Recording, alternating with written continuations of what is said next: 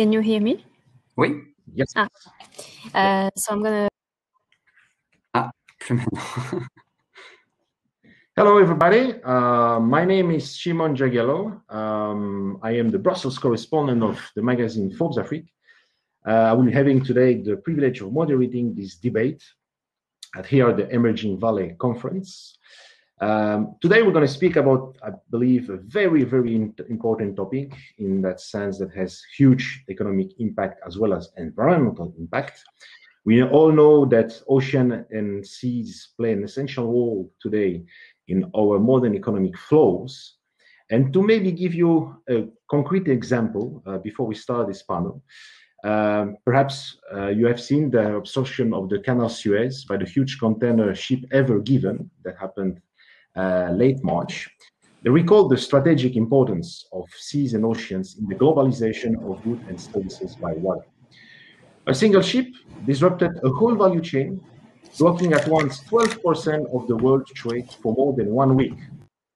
If we put this in every single day, the equivalent was 9 billion USD of goods per day, which gives you the economic impact and the economic weight of this topic we're going to tackle today with our panelists. I will start with the ladies. Madame Kanak, who is the co-founder of Ocean Hub Africa, at Ocean Antutini from ZLEC Africa.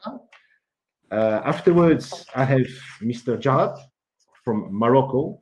I have also Mr. Abdul Rahim, project manager at Waziup, Mr. Mathieu Somek, the founder of Zbox, and last but not least, Mr. Guillaume, who is among us. So the impact of the economy was set in my presentation. From ZLEC, I would like to have a point of view and an analysis. For you, if we look back, how the maritime economy has shifted over the past 10 years, and also what are the challenges ahead, especially in the maritime economy in Africa? Thank you very much. And just going back to the example that you just made, we think that the logistic industry is constantly in a perpetual state of disruption. The example you made is just an example. The COVID pandemic that we have all experienced is another example. Weather changes, harsh situation in weather, another example. Changes in policy frameworks, protectionism around. So it's a constant disruption of the logistics supply chain and the need of a constant adapting to for the players in the value chain. Something else, thinking from where I'm speaking from, Lagos, Nigeria, on the Atlantic Ocean. What's happening to the urban logistics of mega cities like Lagos? And Cairo is another example. And these are also port cities. What is happening with the congestion of these ports? Because the growth of volumes of trade goods is exploding, and infrastructure, especially on, are not keeping up with the evolution and the growth of the volumes of these goods. Another thing that is maritime, but not only, and thinking from an African perspective, what are the trade agreements within the African continent? Are these enabling intra-African commerce or they are not? What is happening between ports of Angola and port of Mozambique? How easy it's to transport goods? Actually, very often it's easier to send back to Europe and shipping back to Africa. That means costs, added value, added cost that ends up on the consumers, of African consumers, for example. And then clearly we are talking about technology today. We cannot leave that beyond. We are talking about disruption, new business models with light assets, business models that are implemented right now. We have Cloud Fred here in the panel that can tell us much more than I can. These new B2B, mainly B2B players, which technologies they are using to change and challenge the incumbent that are on the market. So indeed, you pointed out the challenges here. I can understand from instance from an infrastructure point of view. Madame Kanak, in terms of environmental, what are the challenges in the maritime economy from the environmental point of view? So from an environmental point of view, we need to address, I would say, a few challenges. There's a lot of waste that's being produced by the shipping industry, domestic and industrial waste. There's wastewater. There's a lot of oil spills, the movement of ships. You were mentioning as well the congestion of some of the ports. So all of those are challenges that we can try and address. And basically, what we're looking at when we're looking at the ocean, we're looking at usually three things. The first one is climate change, and we try and reduce as much as possible climate change because it has a negative impact on the ecosystem, of course. Then there's pollution, and there's over-exploitation. And with the shipping industry, we're mainly tackling climate change and pollution, I would say. And then I think, yeah. Thanks. So, Monsieur Guillaume, also, de votre point de vue, pour un peu ici switcher peut-être un peu au français, quels sont justement aussi pour vous votre point de vue sur les challenges qui sont issus de l'économie maritime en général? Alors, il y a effectivement un gros sujet, c'est qu'on ne pourra pas pérenniser l'économie maritime si on n'a pas un gros regard sur l'impact environnemental de l'économie maritime. Ce qui vient d'être dit à l'instant autour des déchets, je le partage totalement. Et je pense que un des enjeux effectivement pour préserver nos écosystèmes, parce que l'économie maritime, ça peut être effectivement le transport, ça peut être le tourisme et la qualité de vie. Et si on continue à avoir des eaux grises qui se déversent dans les océans ou dans les mers qui ne sont pas traitées, on va avoir des écosystèmes qui vont être détruits, on va avoir aussi des populations qui vont être malades, et petit à petit on va tarir en fait la ressource sur laquelle certains pays sont. Donc je pense un des gros enjeux, ça sera le maintien des écosystèmes et notamment sur cette thématique eau usée. So, if you understand, so there are many challenges. We have been talking about environment. We have been talking about infrastructure. Okay, we have our speaker. Welcome from Morocco, Mr. Jabba. Welcome in our panel. We're just tackling the issue of challenges faced in the maritime economy. And Madame Kanak, for instance, gave her point of view about the environmental aspect, and Mr. Guillaume as well. So I would like just to rebound and continue these challenges. And here I would like to address the question to Mr. Rahim. It seems that also there is, for the innovations companies or startups, a problem of financing. Would you agree with that? Yeah, hello. So first of all, so thank you very much for this opportunity to talk about in this emerging event. So this is my first time, and I'm quite surprised. I would say that with the level of engagement and level of the discussion. So yes, to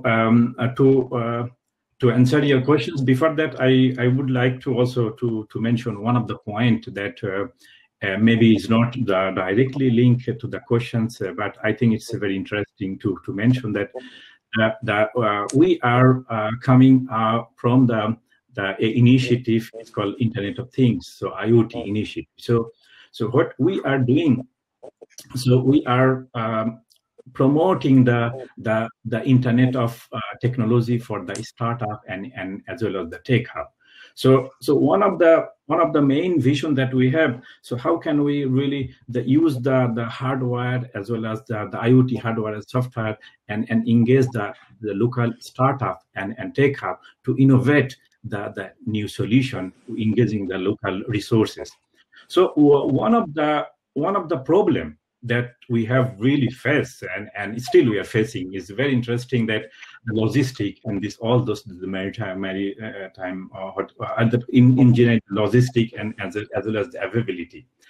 So if we talk about the IoT, so Internet of Things, so there is a coming really hardware, and in Africa is the one of the continent is really the where the IoT is having a big impact because you don't have the hardware. And as previously one of the speakers mentioned, if you need to buy hardware, And sometimes you buy harder from the Senegal, it goes through the Europe and come back from, even you want to buy from other country.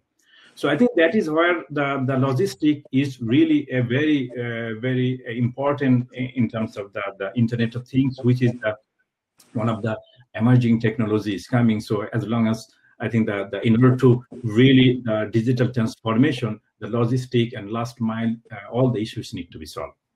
And for in terms of the question, the innovation for innovation, definitely in Africa is a young entrepreneur continent, and we know that there was a success story of M-Pesa. So, but still after the M-Pesa, there are quite many startups there, but we haven't really seen as a kind of success story like M-Pesa. So the one of the main problem that the African, the innovation ecosystem is facing is the investment. And I think that the investment is the one of the main that we need. And investment, it have to be coming from the government and investor and things. So many of the startups are very early stage, and even they have some kind of prototype, so they are really need investment. And I think that investment is definitely a big issue. In terms of maritime, it has a different other challenges, because sometimes, as we know, that maritime is a kind of industry where it has a bigger industrial also involved, and sometimes this smaller organization has also difficult to be in partnership. So yes, I think that investment is definitely a very important, even for the maritime, I would say. So you're talking about investment, but also during your answer, you mentioned success stories that Africans can provide innovations to face all those challenges. And here, I'd like to address maybe the question to Mr. Djabar. Monsieur Djabar, donc, comme Monsieur Gallet vient de le résumer, les Africains sont porteurs d'innovation pour faire face soit à un problème écologique ou un problème logistique.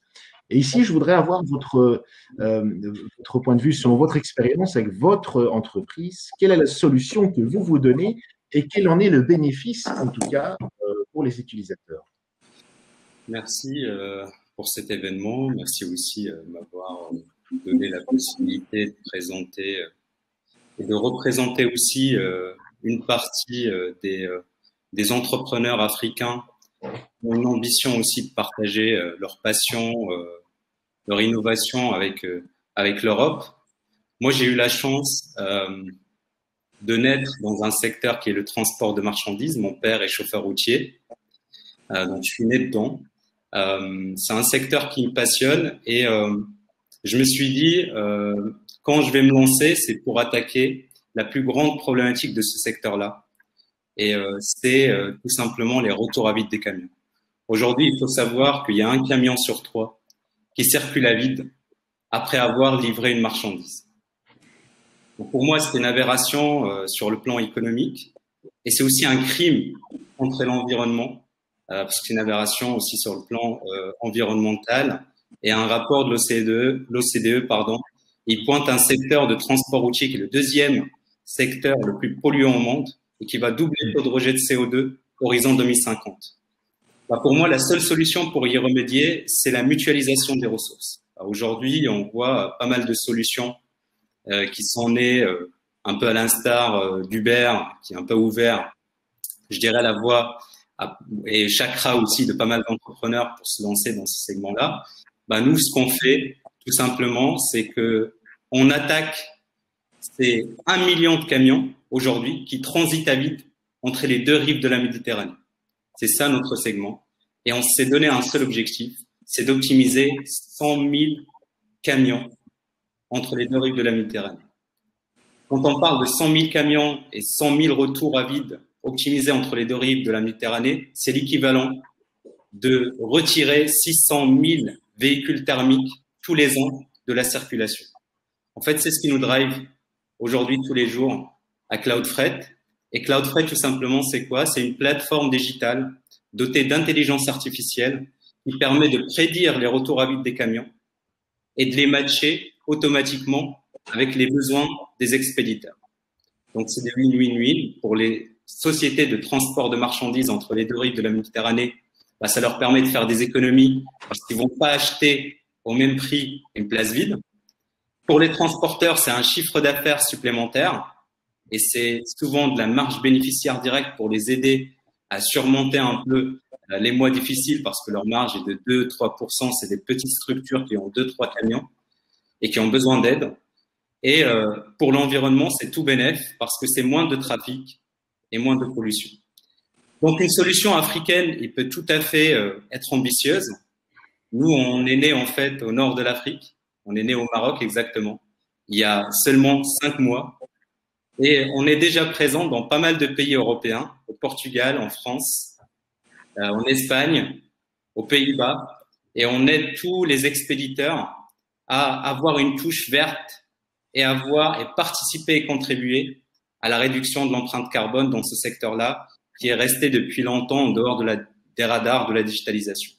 Donc, moi, je porte aussi ce message-là, le message des entrepreneurs africains qui peuvent aussi rêver grand, qui ont aussi le droit de scaler dans le sens inverse, parce qu'on a souvent vu des sociétés, et ce qu'on voit d'ailleurs, des sociétés de l'Europe, du monde, investir en Afrique. Bah, Cloudfred, elle est née en Afrique, elle est en train de scaler en Europe. Donc voilà notre contribution aujourd'hui. Ben écoutez, un très bel exemple aussi, qu'on a dit, d'innovation africaine, mais je crois que vous avez mentionné qu'il y a les deux rives de la Méditerranée. Je passerai alors là de l'autre côté, plus au nord. Et aussi, je m'adresse à notre innovateur, ici en l'occurrence M. Somek, here, M. Somek. So, how innovation can contribute to reduce pollution, for instance, or contribute to the maritime economy in terms of logistics in infrastructure. I would like to hear of your experience and what your innovation contributes here in a positive way for reducing pollution as well as contributing to the economy of the maritime sector. Okay, so in English, right? English or French, please choose. It's a panel, as I mentioned. I'm going to use Molière language and Shakespeare. So feel comfortable to answer the question the best way you feel. It's up to you. I'm happy to speak after Driss, who is indeed a great example of entrepreneur that are emerging in Africa. I think that Africa is very dynamic, so that's great. Innovation and pollution management. I think, as you was mentioning, logistics is growing, and it will continue within the coming years. We all of us want to continue to buy things that are not produced on site, and to support to take care in the same time of our planet. And we have this conviction here in ZBox, and that's a conviction we are sharing with our corporate partners. Among them, you have CMSCGM, you have SIVA, you have a lot of players of the logistic industry, and they know that they have to innovate to improve their impact on the planet. And they want to do that with startups, because startups are coming with disruptive solutions to do that. And we have in ZBox some example about that kind of innovation. We have startups that are focusing on the understanding of the different sources of emission.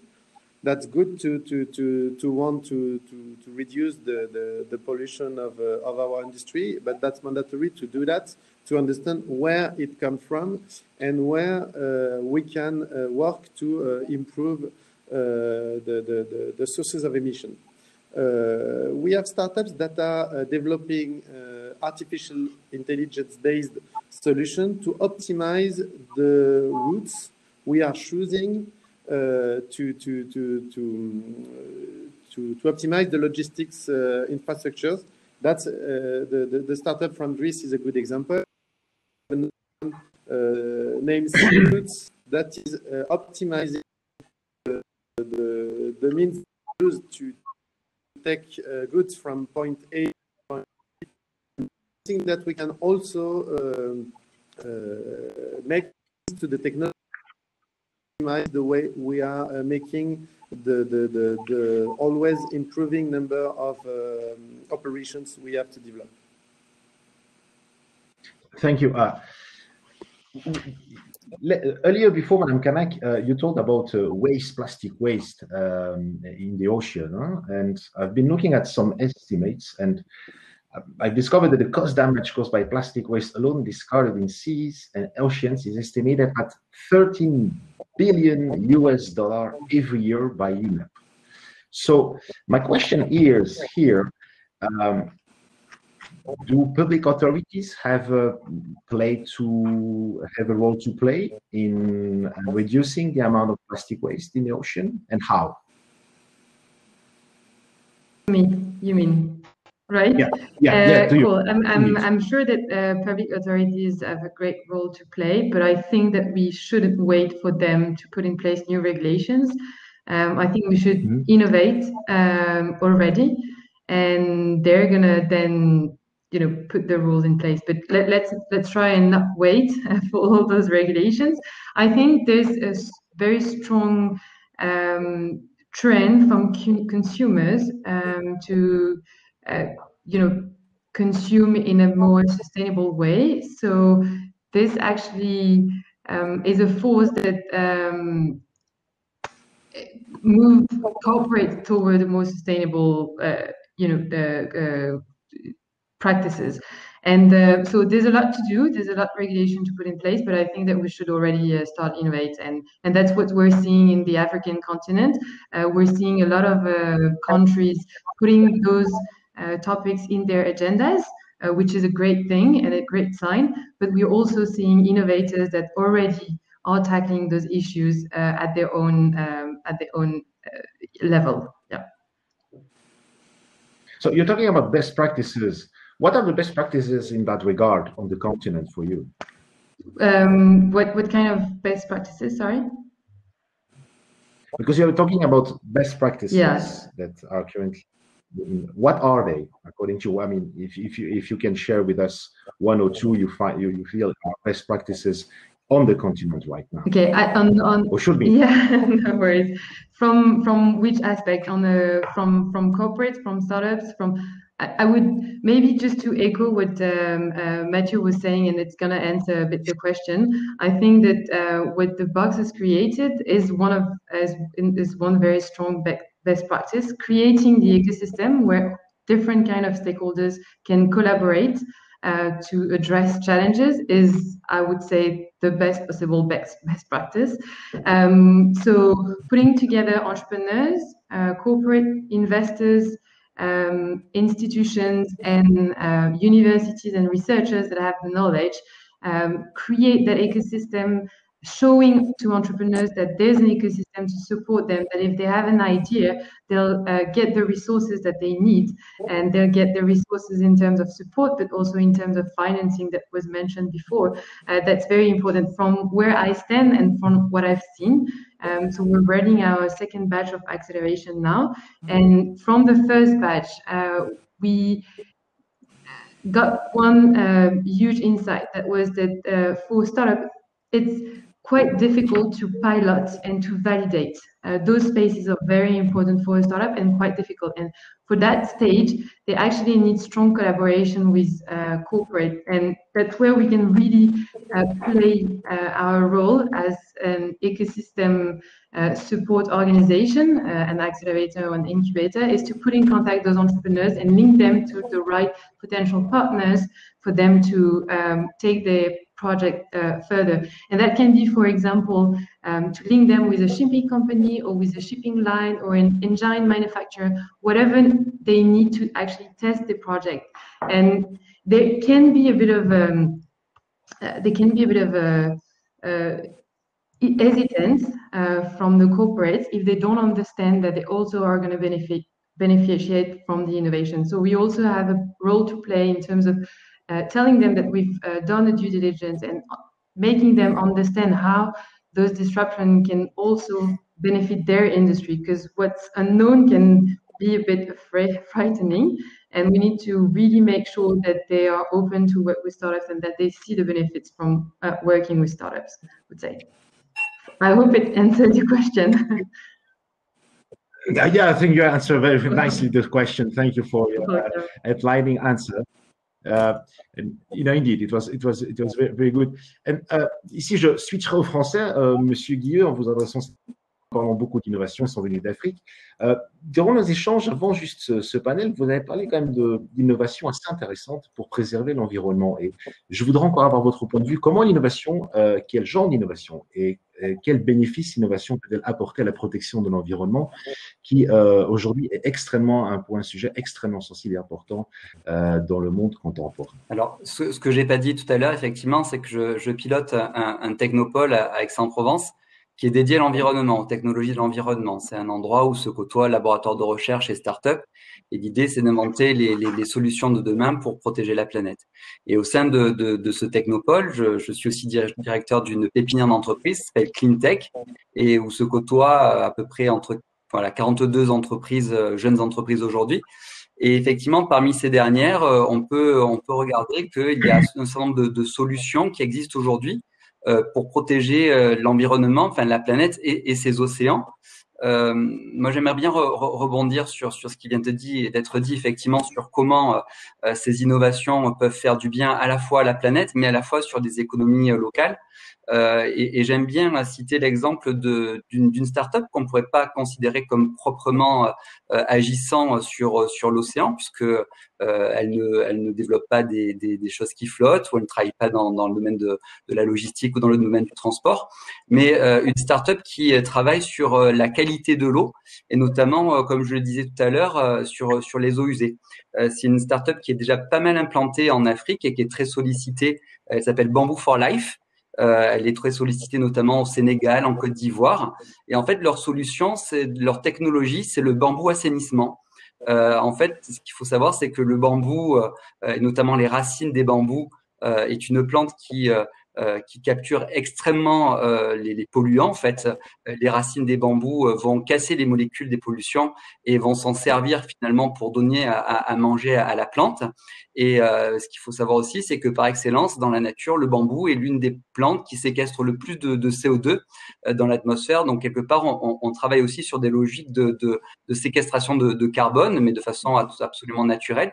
Et au-delà de ça, ce qui est intéressant, c'est que c'est une des technologies qui existent et qui permet de faire d'abord déjà zéro boue, parce que l'une des problématiques des stations d'épuration, effectivement, c'est le traitement des boues, et ça, c'est un vrai sujet, et de pouvoir faire aussi zéro rejet en milieu naturel. Et là, on revient immédiatement à notre sujet autour de la pollution des océans et de la Méditerranée, c'est de faire en sorte que, effectivement, les eaux grises, qui sont des eaux que l'on utilise sur le continent et qui vont se déverser dans les mers, dans les océans, mais ne viennent pas à saccager les écosystèmes. Et je trouve que cette start-up Bamboo for Life, qui a un développement assez fulgurant et notamment qui peut travailler sur des logiques de coopération décentralisée, avec des logiques de 1% coopération décentralisée qui peuvent financer des projets humanitaires, c'est un bel exemple de ce qui pourrait être effectivement promu pour quelque part à la fois apporter de la ressource sur le continent et notamment beaucoup d'emplois, parce que ce qu'il faut savoir, c'est que les stations d'épuration qu'ils développent sont finalement des parcs paysagers. Donc en fait, c'est quelque chose qui n'utilise pas d'énergie, et sur le continent africain, c'est un véritable enjeu. C'est des endroits où il n'y a pas d'odeur non plus, donc c'est pour ça que ça peut être des endroits assez agréables. Et bien entendu, selon la plante que l'on va sélectionner, on peut utiliser notamment des bambous géants ça va particulièrement pour les sols africains. Et ces bambous géants, en fait, ils vont travailler au rafraîchissement bioclimatique finalement de ces zones. Il y a un phénomène qu'on appelle un phénomène adiabatique, où finalement, sous la canopée de bambou, quand il fait 50 degrés dehors, il ne fait plus que 30 degrés. Et ce qui est intéressant, c'est que l'eau qui va arriver dans ces stations d'épuration, elle va repartir par évapotranspiration, par les feuilles des bambous, et finalement recréer des microclimats au niveau local. Et c'est en cela que je parle d'effets bioclimatiques de ces stations d'épuration. Donc en fait, il y a quasiment 5 effets qui sont intéressants. Il y a de la séquestration. Avant tout, il y a le traitement des eaux usées qui vont pas polluer les océans. Il y a la séquestration de CO2 qui est remarquable. Je disais, c'est une des plantes qui séquestre le plus de CO2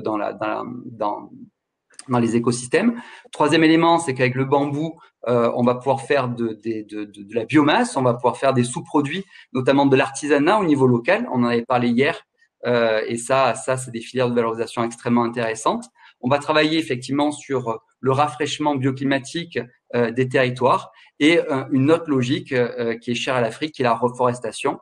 Donc voilà pourquoi je voulais mettre en avant cette solution Bamboo for Life. Qui est encore une preuve d'innovation et comment l'innovation ici peut-elle apporter une contribution à la protection de l'environnement. So, Madame Marwa, I was just also, we are talking about innovations coming from Africa, and I would like to just highlight a bit about the cooperation between Europe and Africa. And to me, it seems that you are clearly in this vision because you want to boost the cooperation, strategic partnership between Europe and Africa, digital innovation hubs.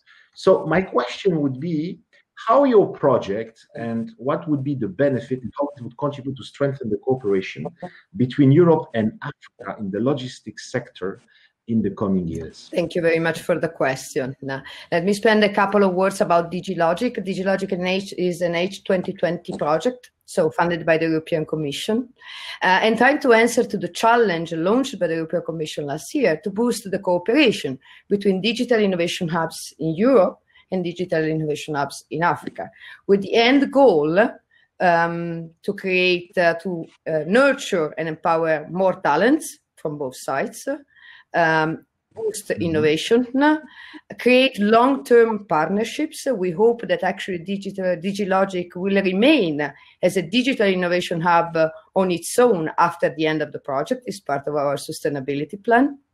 And also to see whether the digital innovation hubs, and in a recent map that was published last year, we have 800 digital innovation hubs in Africa mapped. Are these digital innovation hubs as per the definition of the European Commission? Maybe yes, some of them not. Most of the digital innovation, or so-called digital innovation hubs in the area of African continent, are very strong and very good in providing acceleration, connection with the business, as we were mentioning before, creating opportunities, marketing pitches, and whatever.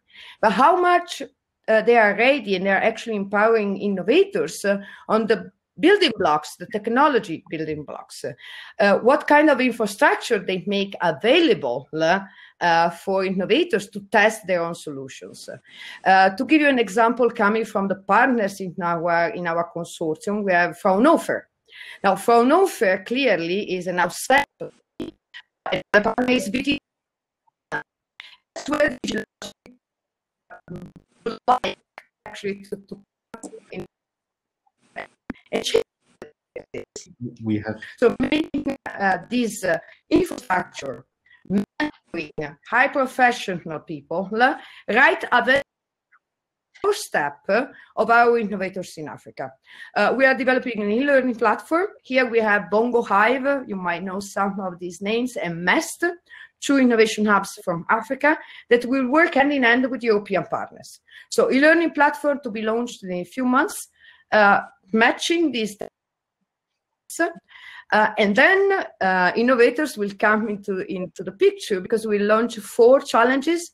And here I connect to what Stephanie was saying. We will ask actually operators from the supply chain to launch these challenges with us, right? So that actually the innovators that will be selected and will be into the piloting phase with us will have a potential uptake into the market, potential clients, and we are not just leaving them into a limbo. I hope these answers. And answers, and it is a way of strengthening the cooperation. Talking about the cooperation between EU and Africa, here I would like to address also a question to Mr. Rahim, given your experience you have.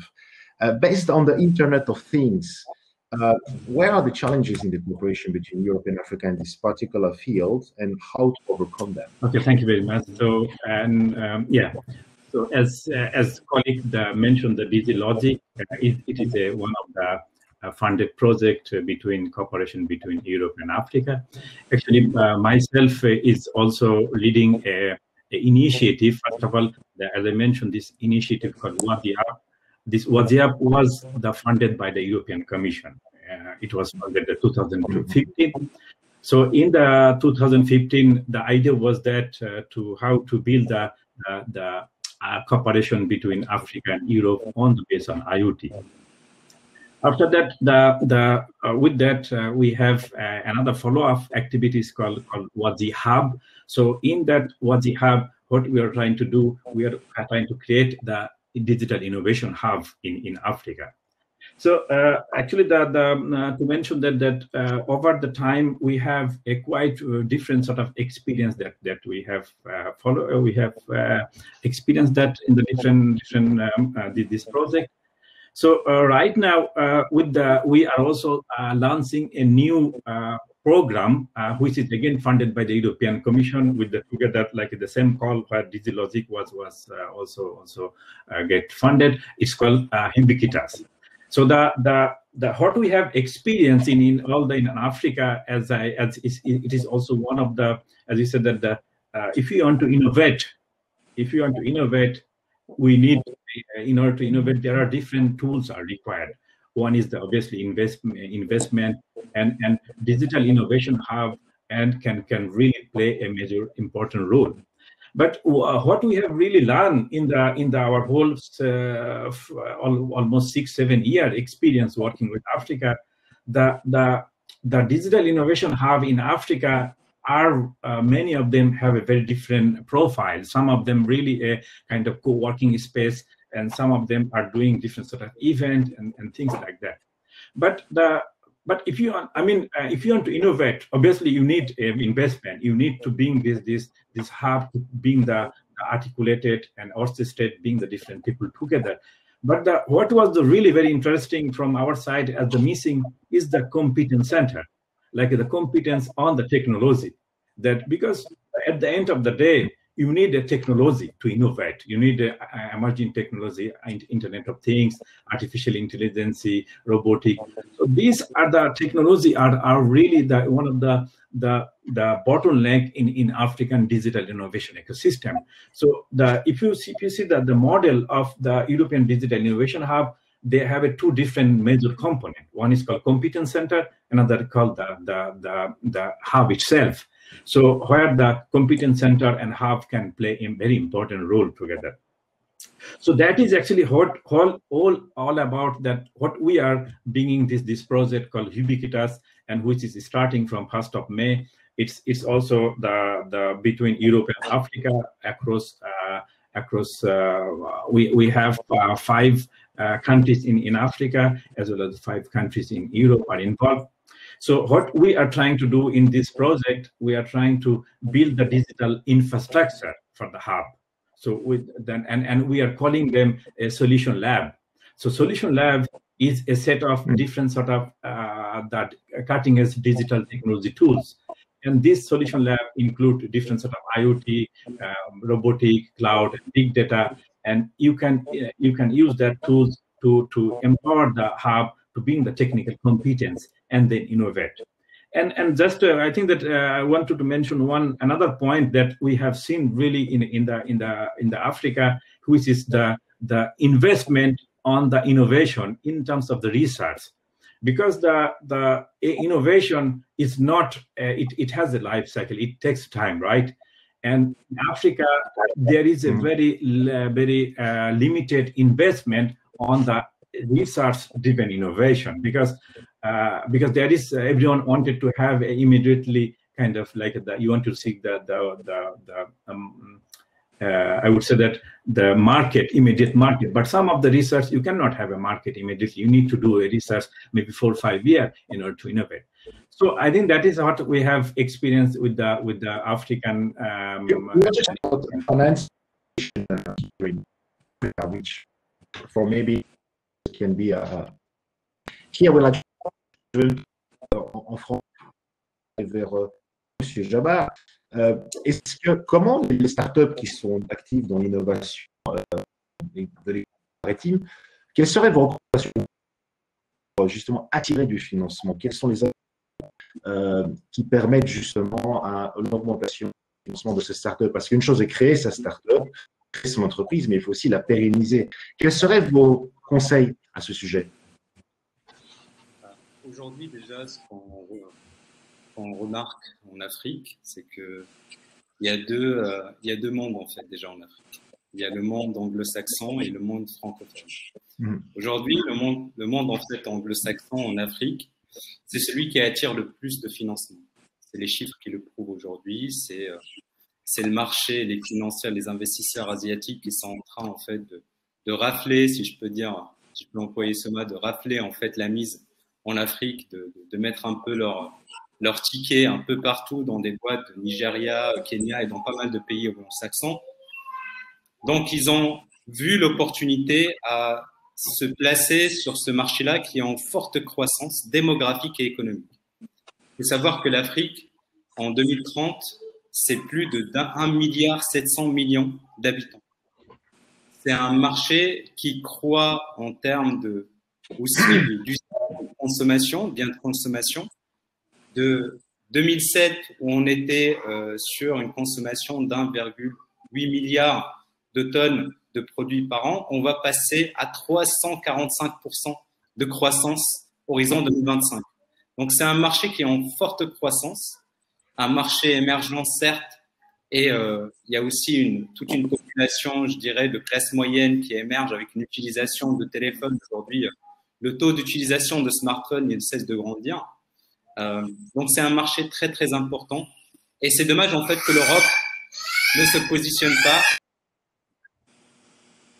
sur ce marché-là. Donc, c'est dommage que l'Europe ne se positionne pas sur ce marché-là parce que c'est un marché qui est déjà à quelques kilomètres seulement de l'Europe. Donc, il faut savoir que le Maroc, c'est la porte de l'Europe vers l'Afrique. On est à 15-12 kilomètres de l'Europe. Et c'est plutôt un autre, je dirais, une autre industrie asiatique qui a vu le potentiel et qui commence à s'implanter. Donc, c'est un message aussi adressé aux investisseurs, aux entreprises européennes de dire, pour rebondir post-Covid, il y a une opportunité juste à côté, c'est l'Afrique. Il y a énormément d'entrepreneurs qui ne demandent pas des millions d'euros de levée de fonds, qui ont des beaux projets dans un secteur qui est loin d'être saturé et qui ont besoin, en fait, juste d'un coup de pouce pour lancer leurs produits, pour devenir aussi des licornes. Et on le voit jour après jour, des licornes qui naissent. Là récemment, une nouvelle dans le monde, en fait, je dirais, de la finance. Mais on aura et on verra, en fait, plusieurs licornes dans les prochains jours qui vont émerger parce que c'est un marché en forte croissance. Donc, l'Europe, elle n'est pas assez présente en Afrique en termes d'investissement. Ça, c'est les chiffres qui le prouvent. Les entrepreneurs, ils veulent bien, en tout cas, je parle de deuxième monde qui est aujourd'hui un peu à la ramasse, le monde francophone en Afrique. Donc, il aime bien, en tout cas, il aimerait bien se positionner avec des partenaires aussi, je dirais, francophones. Donc, il faut, je pense, travailler à ce niveau-là. Nous, en tout cas, pour lancer un produit en Afrique, contrairement à l'Europe, c'est sûr qu'on n'a pas besoin du même montant d'investissement parce qu'on n'a pas la même masse salariale, on n'a pas les mêmes coûts. Et ça aussi, c'est un avantage. Donc, c'est une opportunité pour les entreprises.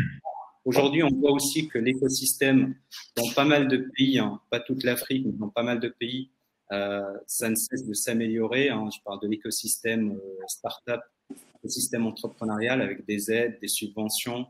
L'État aussi qui se met et qui met la main, en fait, dans la poche pour financer des pépites. Donc, je dirais que le financement, il était un frein dans certains pays. Aujourd'hui, ça ne l'est plus. Par contre, pour passer à l'échelle, c'est là où on a besoin, en fait, voilà, de grands investisseurs pour faire émerger des success stories africaines. Alors, sur base de votre analyse ici, ce que vous dites que l'Europe n'est pas assez présente, et comme nous sommes dans une conférence qui parle de la coopération, entre autres, de l'Europe et de l'Afrique, Monsieur Semec, vous vous venez de l'autre, encore une fois, des rives nord de la Méditerranée, pourquoi alors y a-t-il une présence aussi petite, et si vous êtes déjà d'accord avec l'analyse qui vient d'être dite, et pourquoi alors les entreprises européennes sont-ils frileuses d'investir dans le secteur en Afrique, et éventuellement, comment pourrions-nous accélérer de cet investissement dans ces filières, dans ce secteur en particulier? Alors, nous déjà, petit retour sur The Box. On a choisi d'installer The Box à Marseille, dans le sud de la France, pour être au plus près de l'Afrique et avoir cette ouverture sur le bassin méditerranéen qui, pour nous, est très importante. Comme l'a souligné Driss, et finalement surtout comme démontre Driss, les entrepreneurs américains sont nombreux. Je pense qu'il y a un état d'esprit qui se prête bien à entreprendre en Afrique. On a vu par le passé qu'un certain nombre d'innovations ne pouvaient émerger que d'Afrique. On l'a vu sur certains types de moyens de paiement qui sont liés au fonctionnement africain et à l'utilisation du mobile plutôt que du compte en banque. Enfin, on le voit aujourd'hui sur certaines innovations dans le domaine de la logistique qui ne peuvent émerger que parce que cette absence d'adresse dans certains lieux fait que on va pouvoir voir des innovations émerger là-bas. Donc, pour revenir à la question, je pense qu'il y a une conviction très forte.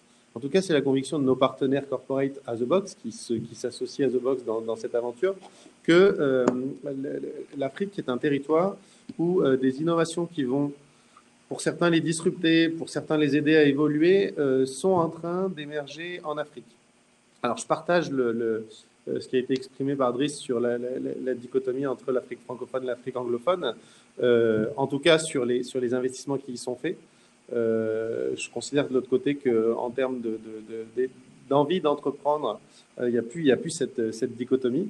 Nous, on a choisi de se positionner ici à Marseille pour aider des startups qui sont en train de se développer en Afrique à accéder à du financement, mais on pense que l'étape d'avant, c'est de les aider à démontrer le potentiel de leur solution en arrivant à convaincre des clients potentiels ou des partenaires dans un premier temps.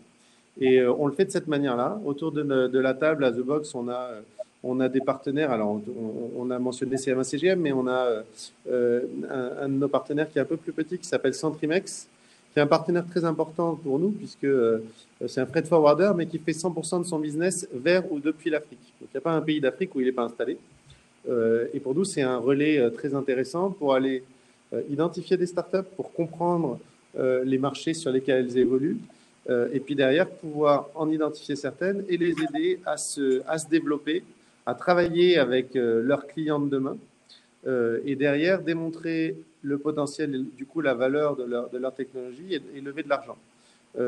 C'est vrai que les pays asiatiques sont beaucoup implantés en Afrique, et on pense effectivement que l'Europe a une carte importante à jouer. Je pense qu'il y a un grand nombre de grandes sociétés du CAC 40 qui sont engagées pour aller se développer en Afrique, mais je pense qu'il faut le faire plus largement et dans les deux sens, vraiment dans les deux sens, en aidant des startups qui sont nées en Afrique aussi à faire du business ailleurs et à porter leur innovation au-delà. Donc nous, c'est ce qu'on veut vraiment essayer de faire, aider les innovateurs africains à réunir les ressources dont ils ont besoin autour d'eux et pas que financières pour pouvoir développer leurs solutions dans leur pays et puis et autour et au-delà. 12 positionnements importants de The Box aujourd'hui à Marseille. Je pense qu'on a une attractivité forte et on a cette capacité à aider des entrepreneurs africains. On aurait peut-être un peu moins en étant basé à Paris. Merci. Je crois qu'on l'a cité, il y a une innovation qui était déjà citée du côté marocain et qui est déjà présente voilà, au Portugal. Et moi, j'espère que de mon point de vue, on va en entendre plus encore comme ça, que les startups africaines puissent dans l'économie maritime investir en tout cas, et même, je dirais, pénétrer le marché européen, bien plus que maintenant. Et évidemment, ce serait une relation assez importante à faire. Because le temps, je vois qu'il fuse. The time flies, unfortunately. I would like just to ask one last question to Madame Kanak, because I believe I would like to have her point of view. Once again, we are talking about cooperation, economy, how to increase trade, how to increase the economy as a whole in Africa. From an environmental point of view, Madame Kanak, what would be your recommendation to preserve the richness provided by oceans and seas in Africa? Yeah, well, I think amazing question, but very complex question because there's a lot that goes into the protecting the ocean ecosystem. But I think that Africa has a few strengths that the continent can leverage on, a lot of resources, and that I'm gonna go a bit further away than just the shipping industry, but overall in the ocean industry, there are a lot of things that we're seeing in Africa. We're seeing a lot of aquaculture, sustainable aquaculture taking place. We're seeing a lot of work around seaweed. It's a great resource in Africa. We're seeing a lot around agriculture and using, for example, insect protein to replace fish and so to address overfishing. And Africa has, with its legislation and with the more and more structured ecosystem, as we were saying, that opportunity to test a few things that you can only find in that sense in Africa. So that goes beyond shipping, but there's a few verticals, and logistic is one of them. I mean, shipping logistic is one of them that really Africa can leverage on. And yeah, and I just allowed myself to go beyond just the shipping industry, because we are an accelerator that is a blue ocean accelerator, not just specifically working on shipping, but shipping is a huge part of it. Definitely. Thank you. This is why I have the question. Unfortunately, time runs, and I will have to close the debate, although we could continue for long hours, because this theme is very important and very interesting. I would like to thank you, all of you, for your interesting viewpoints. Also, examples of great innovations coming from Africa, from Europe, and how also EU and your recommendation on how EU and Africa can strengthen the collaboration in the maritime economy. Well, I would like to wish you also thank you, our participants, for viewing this panel. I hope it was very interesting for them. And I would like to close this debate by saying thank you once again for your time.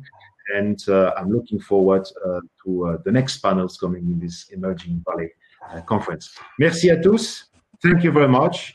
I will say in Polish because I'm Polish, and also in Italian because we have Italian panelists. Grazie mille. Thank you. Au revoir, merci beaucoup. Merci.